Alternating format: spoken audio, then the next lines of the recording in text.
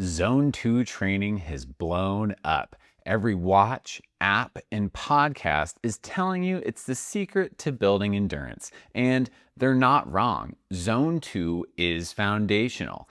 But if Zone 2 is all you're doing, you're leaving a massive amount of performance on the table. And if you're relying on your watch to tell you what Zone 2 even is, there's a good chance it's lying to you. In this video, we're breaking down all 5 heart rate training zones, what each one actually does for hikers and outdoor enthusiasts, and the one formula most people have never even heard of that's dramatically more accurate than what your Garmin or Apple Watch is using right now.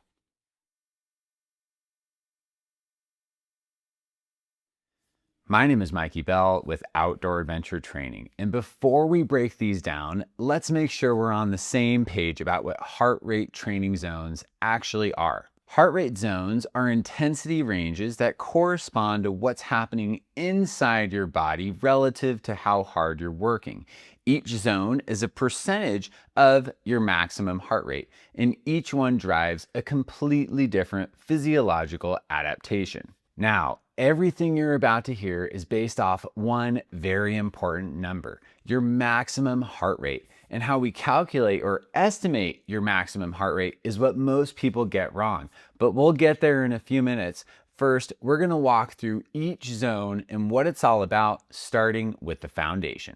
Zone 1, active recovery, 50 to 60% of your maximum heart rate. This is your recovery zone. You're moving, but effort is quite low. Breathing is easy and it feels effortless. And a lot of hikers dismiss this zone because they think if it's not hard, it doesn't count. And that's a big mistake.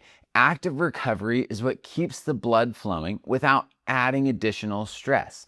It accelerates the clearance of metabolic waste from harder efforts. And honestly, on long multi-hour or multi-day efforts in the mountains, Zone 1 is where you're going to spend most of your time. If the terrain is flat or downhill, you might even be sub Zone 1, but that doesn't mean it isn't cardiovascular training. We don't usually prescribe Zone 1 as intentional cardio work, but it's an easy way to log more time on feet, and the more efficient your body is at Zone 1, the more time you can spend out there without it costing you on the other side. So we can look at Zone 1 as this place to bank hours for recovery, and it is still contributing to aerobic base building. Zone 2, the engine builder, 60 to 70% of your maximum heart rate. Now we move on to Zone 2, the real engine building zone. This is a conversational effort. You can still speak,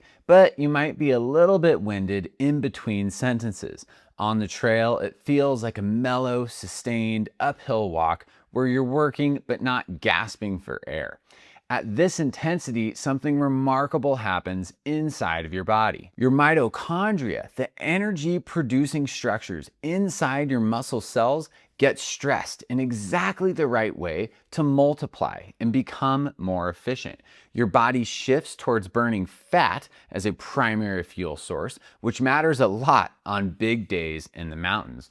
Zone 2 builds cardiac muscle and increases your capillary density, meaning more oxygen gets delivered to working muscles with every single heartbeat. This is why everybody's talking about Zone 2, because it should take up a majority of your total training hours, ideally 70 to 80% of total volume. But here's the nuance. Zone 2 builds a wider aerobic base, but it doesn't improve your cardiovascular capacity. That steep final push to a summit, the scramble where you need to move a little bit faster, when the air gets thinner as you gain altitude, these moments live in Zone 3, 4, and 5. And if you never train there, your body has no ceiling to reach for. So while we need Zone 2 to widen that foundation, we need the remaining 3 zones to raise the ceiling. At the end of the day, your cardiovascular programming should include both.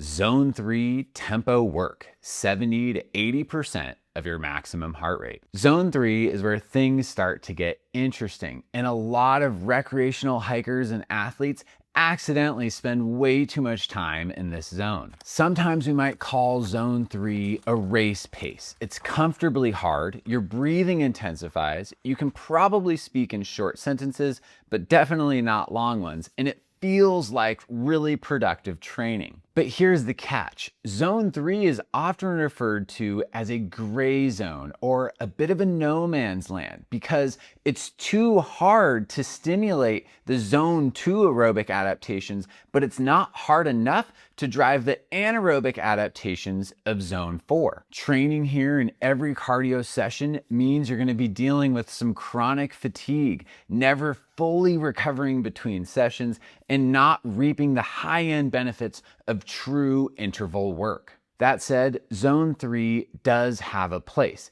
It mimics a sustained steep climb or a pushed pace on a time-sensitive objective. You're working hard, breathing hard, but you're not maxed out. Building tolerance here does matter for long approaches or race day efforts. A small amount of zone 3 is exactly what you want. Zone 4, your lactate threshold, 80 to 90% of your maximum heart rate. Zone 4 is where things get spicy. Your body produces lactate faster than it can clear it. Talking is reduced to just a few words. You can sustain it for 2 to 10 minutes, maybe more if you're fit, before you'll likely need to back off. And for hikers and outdoor enthusiasts, especially as we age, is really valuable training. The higher your lactate threshold, the harder you can work before lactate accumulates to the point where you have to back off or stop. You're creating more aerobic capacity for when you are spending times in zone 1, 2, and 3. Every person who's ever redlined on a summit push or on a big climb and had to stop every 20 feet knows exactly what it feels like when your lactate threshold is just too low. Zone 4 is best trained in intervals, 2 to 4 minutes of hard work, equal or slightly longer recovery periods, repeated for 10 to 30 minutes of total work time. These are classic protocols. It might hurt in the moment, but the adaptations are definitely worth it. One huge caveat: Zone 4 training has real session cost. These are demanding workouts. Your nervous system and musculoskeletal system need time to recover after a true Zone 4 session. For most people, one hard Zone 4 session every 5 to 10 days is enough to make meaningful physiological changes. Remember, recovery is where the adaptation happens. Zone 5, VO2 Max, 90 to 100% of your maximum heart rate. Zone 5 is a maximum effort. You cannot talk and you can only sustain it for 30 seconds to maybe 2 minutes, and it does not feel comfortable. And here's the honest truth, it is not for everyone. For most hikers and recreational athletes, you can get all of your cardiovascular needs met working with zones 1 through 4. But zone 5 does add something that the other zones can't replicate: peak cardiac output and fast twitch muscle fiber recruitment. And that has real value, especially for fighting age-related decline. But working in zone 5 assumes you have a solid base to build upon. Referencing our engine versus chassis analogy, if your joints and ligaments and tendons aren't ready to handle that load, zone 5 isn't going to fix anything. It's only going to make things worse. If you're fit, healthy, and have a solid base, touching zone 5 every now and again is really valuable. And if nothing else, it's going to help build that grit muscle. Okay, now the piece that changes everything: how to calculate or estimate your heart rate maximum. True maximum heart rate testing is brutal. It requires pushing yourself to genuine failure under controlled conditions, and it comes with a very real session cost. Most people aren't going to do it, and honestly, most people shouldn't. So instead, we can use submaximal testing and standardized calculations to estimate what your heart rate maximum might be, which matters a lot because if your heart rate maximum is wrong, every zone is wrong and your training will suffer. So how does your fancy watch figure out what your heart rate max is? For most people, it's using a very simple equation: 220 minus your age. This equation has been around since the 1970s, and the problem is that the formula has a standard error of plus or minus 12 beats per minute, and it gets dramatically worse as you get older. Research from Norway's Hunt Fitness study, which measured actual maximum heart rates in over 3,000 adults, found that 220 minus age can miss the real number by up to 40 beats per minute, especially in older demographics. And 40 beats per minute is no small rounding error. That's going to put you in an entirely different zone for every training session. The better formula, validated by the Hunt study, is 211 minus 0.64 multiplied by your age. It sounds complicated, but it is far more accurate. So a 55-year-old gets a maximum heart rate of 176, not the 165 from the 220 minus your age formula. That's an 11 beats per minute difference, which would put your zone 2 ceiling 11 beats higher than what your watch might be telling you. Once you have your heart rate max dialed in, we can use the Karvonen method, or heart rate reserve, to personalize your zones. This factors in both your heart rate max and your resting heart rate, so the zones reflect your actual cardiovascular fitness. We've built a calculator on our website that does all of these calculations for you, utilizing the Hunt formula and the Karvonen method. Link is in the description below. Even with the right formula and the right heart rate zones, your data is only as good as the device you're measuring with. And the truth is, wrist-based monitors on your watch are not very accurate. Research shows they can be off by 10 to 15%, and they get worse as intensity climbs, exactly when you need them the most. If you're serious about utilizing heart rate zone training, invest in a chest monitor. They measure the electrical activity of your heart directly, the same way an ECG does, and they're accurate within 1 to 2 beats. They're definitely not cheap. You're looking at $80 to $100 for a good one, but if you're invested in your training, they're worth their weight in gold. So how do you program all of this into your training plan? Most of our training programs have 2 to 3 dedicated cardio sessions per week,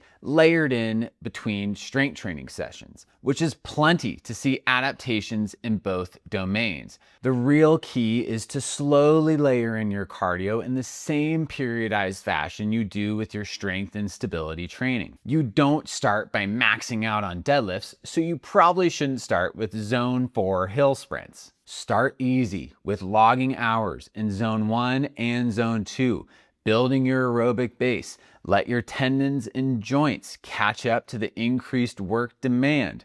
After 8 to 12 weeks, once your aerobic base is very well developed, then it's time to start layering in more meaningful zone 3 and zone 4 work. The 80-20 rule holds true throughout any phase of training. About 80% of that aerobic cardiovascular work, and layering in the 20% anaerobic work when it's appropriate for you. The biggest mistake I see people make is trying to do everything at once.